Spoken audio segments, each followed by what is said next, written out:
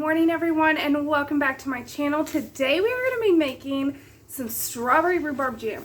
So I have been canning like crazy making jams because I was able to go to a local farm and get strawberries. So I got a lot. I think it was close to 5 gallons that I ended up getting. But I am in this canning cookbook today. So I have all the cookbooks, canning books that I use down in the description box. I love every single one of them.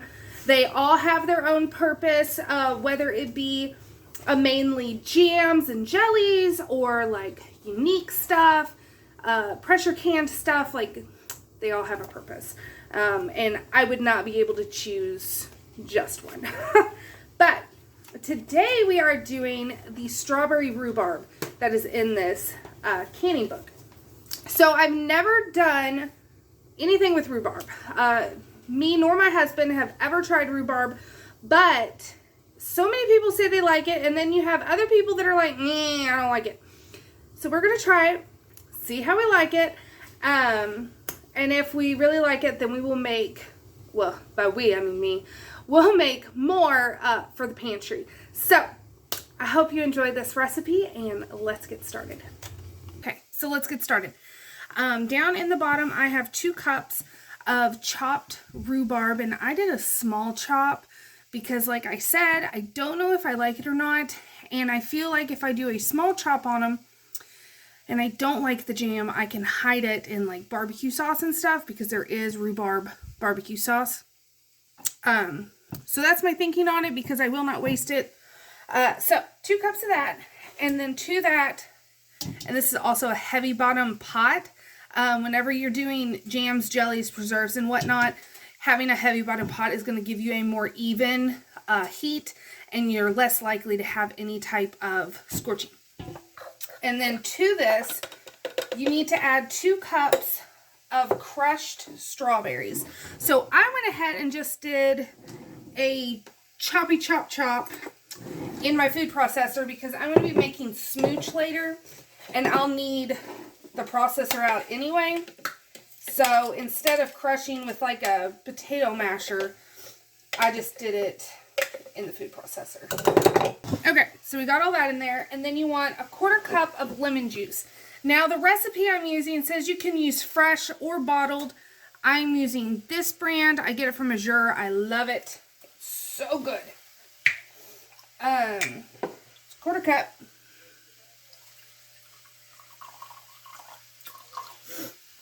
Into the pot.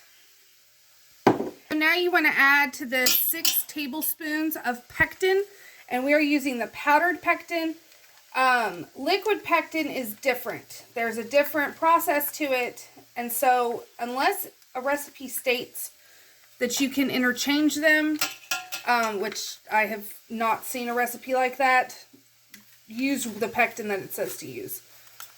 3.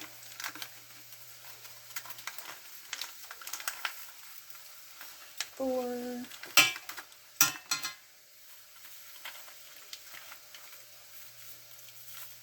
5.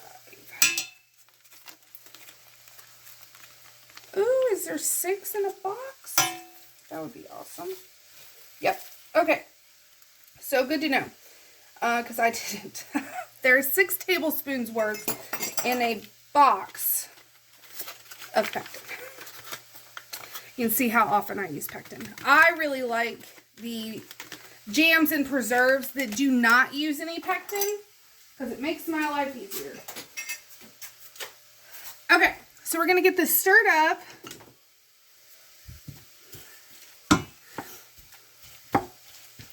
And then this is going to go on the stove on medium-high heat, and we are going to bring it to a boil, and then we will be adding 5½ cups of sugar to it.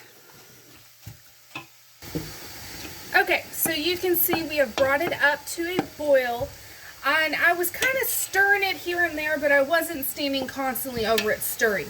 Now is when you would want to stand over this and stir. Sorry. So now that it has come up to a boil, we are going to add 5½ cups of sugar,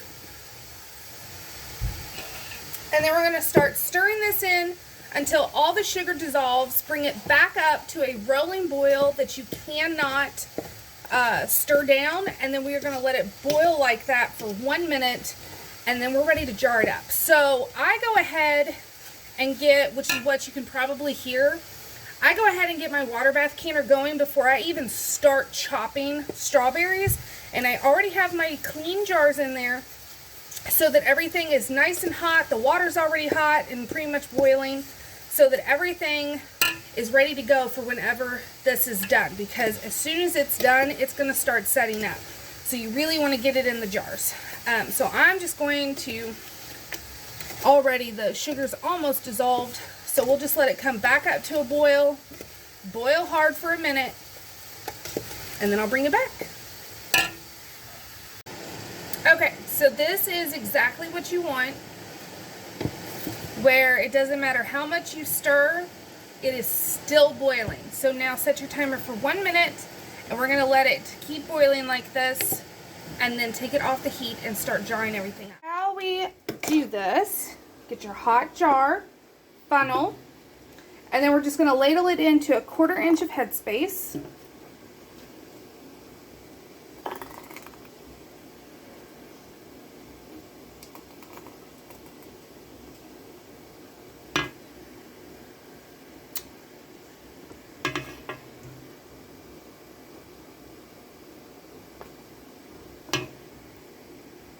Which is right there, so we're right at this last little ledge. So there's your 1/4 inch of headspace. Wipe the rim of your jar. Also, just make sure there's no cracks or nicks or stuff as you're bringing your finger around. Lid, ring, and into the canner it goes. And isn't that gorgeous? Oh, that looks so pretty. These are going to go in the water bath canner for 10 minutes. So you bring, for my altitude, so you bring the water to a hard rolling boil, and then you keep the lid on, start your timer for 10 minutes, and then once the 10 minutes is off, turn the heat off, and then let the jar sit in the canner for an additional 5 minutes before you take them out. And I will bring you back. Okay, so I just turned the timer on for the strawberry rhubarb jam, and you can see all the strawberries still behind me. But I realized I never tried it before putting it in there. So there's a tiny bit at the bottom that I'm scraping down, and so we'll taste test it. I mean, I'm going to use it regardless, but for those that also have never tried rhubarb or strawberry rhubarb, I wanted to taste it for you guys so we can find out together.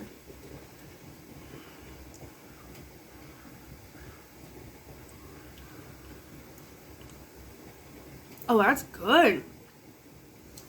What are people talking about? That's delicious. That is absolutely delicious. I have more rhubarb. I have 2.5 more rhubarb. I'm gonna make more. So it's kind of like a tart strawberry jam is what it tastes like to me. It's really, really good. So there's the taste test. I'm gonna get back to canning and processing more strawberries so I can claim my kitchen back, and I will bring you back for the canning results. Okay, so here is the finished product, and you'll have to excuse my hands. I have been gardening all day, but everything looks perfect. It's set up, and it is just a beautiful, beautiful color. So I hope you enjoyed this video. I hope you try it for yourself. If you have not tried rhubarb, I highly recommend it. I don't know what people are thinking, saying they don't like it. It's delicious. So, until next time, thanks for watching.